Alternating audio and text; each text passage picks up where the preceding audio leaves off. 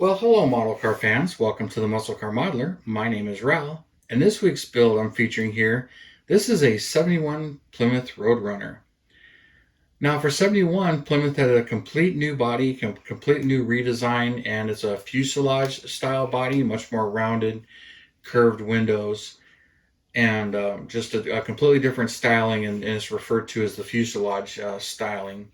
More like aircraft bodies where they're pretty unibody, but the previous ones were also unibody, but they were slab-sided. But for 71, there wasn't a whole lot of changes. It was still a fairly taxi cab style car, fully redesigned, but for the Roadrunner it was a little bit more upscale, but still base model, and they stuck to that roots. I mean, after all, they did have the GTX, and that was the much more upscale one of the two, even though they shared a lot of components.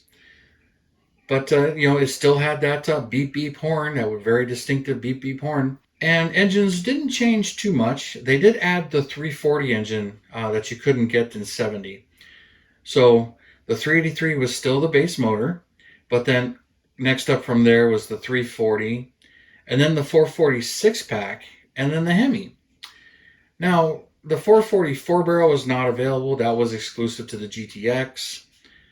And the 383 was not available in the GTX. But she did pretty good, and other than in the sales department, that's one thing that really slumped down. So for Plymouth, for 1971, they only produced about 14,218, I believe it is, of 71 Roadrunners. So it really was falling down. And for 1970, they produced like 46,000, 45,000 1970s. So it peaked in 68, 69, they did pretty good, but 70, it started to slide downhill. 71 was really down. It was a love it or hate it body style. I love the front bumper and the looks of this car, but it was definitely love it or hate it, but just did not sell very well. When it came to the Hemi cars, there were only 55 Hemi Roadrunners. I don't remember how many 4-speeds versus automatics, but the Roadrunner only came in this body style and had this optional stripe, which the strobe stripe I think is kind of cool. I like that. Then the callouts on the hood when it didn't have the air grabber package. This one I did as a base as a 383.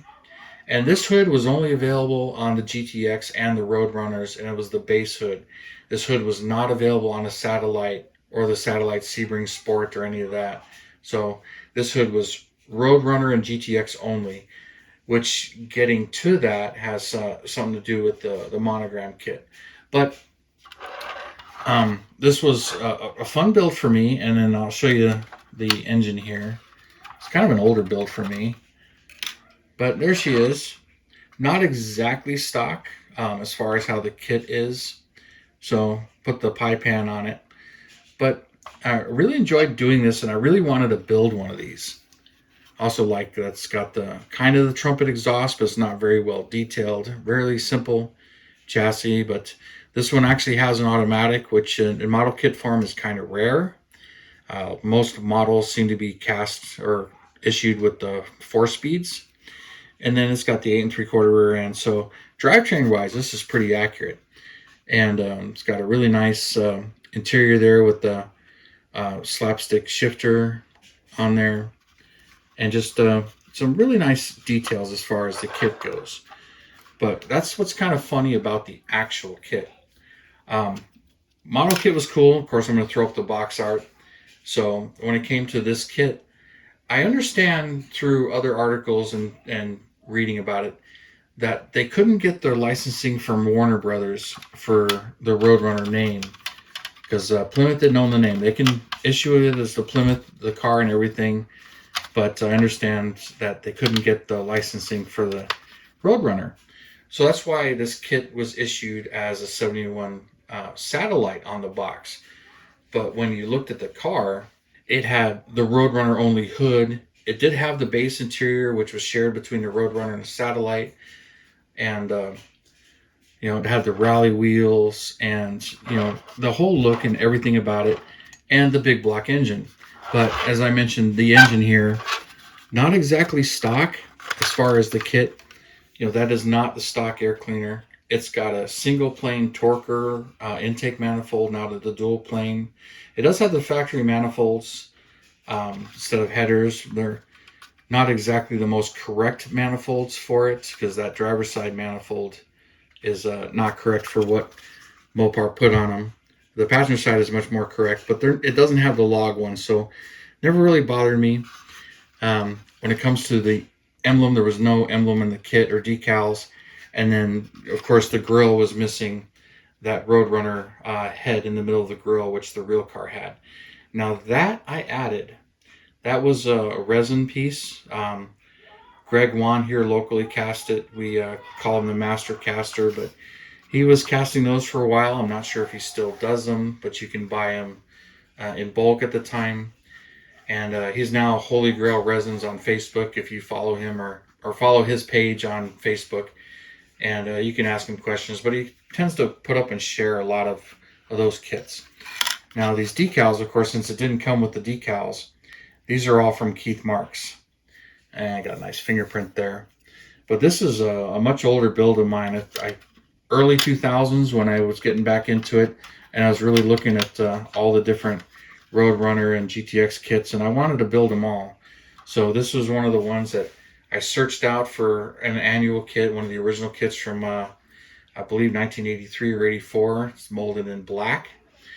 And I searched for one of those, and they come up quite regularly, and you know, I've got a couple now, but you know, searched it out, and then I got the decals from Keith Marks, which includes all, you know, the strobe stripe, everything on the hood, and they were designed for this 1/24 scale Monogram kit. Great kit, and like I said, I've always enjoyed these. They're fairly simple to build, but I did add a few details. Most noticeable is I added this firewall insert. The later GTX kits had that firewall insert. Just helps decorate it up a little bit better and kind of finish the interior off, but or engine compartment, I should say, but finish that off. And so I made sure I looked for one of those and got that and put it in there. And then the rest of it, it's got the exhaust is molded the rear axle, and I just painted it carefully so that it's not as noticeable. And it's missing some rear shocks. Could use better exhaust tips. So there's some areas that you can really detail this thing up, but she's pretty decent. Engine and everything's there. You know, you can tell I didn't really care about the sink mark in the oil pan, as I mainly build these for me and not really worried about shows or trophies. But it is one that I took the time and made sure I painted the entire inside so you can see the body color and the inner fenders and stuff, because this is when I was starting to realize you could see that, so I was going the extra mile and painted the inside of the interior tub on the bottom side because that's visible. And even back here, sometimes you can see some of that through the axle because there are some gaping holes in here. But some of these I like to add shocks and remove the exhaust when I get a little adventurous, I should say. Always liked these rally wheels. I thought they were really nice ones, even though they're 1/24 scale, and don't like the tires as much, but really like these rally wheels. Even though in resin there's some much better options. But I do plan to build another one of these with a Hemi and add the air grabber hood to it for the GTX. But I do have one of the 71 kits, another one. Now there are some unique parts that are in this issue, and the latest one, I did a kit comparison that talks about the changes. You know, the Dom's GTX comes with this hood now and doesn't come with the air grabber hood. So this hood made a reappearance in that kit, even though it was in this kit originally, but disappeared for the longest time. And then another unique part is this valance panel doesn't have the dimples in it for mounting the front chin spoilers that these cars have, or mustache spoilers. I've always called them chin spoilers. So the front valance is a little bit different, doesn't come with that. It's got the Roadrunner front bumper. The rear bumper is actually the same between Roadrunner and GTX kits. But this body has none of the GTX emblems and stuff on it, but you could sand them off if you wanted to do that. But the GTX does have a different interior tub with the more upscale door panels, where this is the only kit that still has that. But other than that, and then having the extra dimple marks in the front valance for those chin spoilers. That's really the only difference. When I did my kit comparison, it was kind of funny that this kit didn't come with a rear spoiler, but the body does have the dimples on the inside, so you can drill out the holes and add the rear spoiler, even though it didn't come in the kit. So it's kind of interesting that they had planned for it, but apparently it didn't make the final kit. Don't really know why, but it's one I've often wondered. But since there are other kits of this out as well, I really like the MPC version, even though that hasn't been out since '88. Comparing the two, I think that's a little bit better kit, but I still love both kits.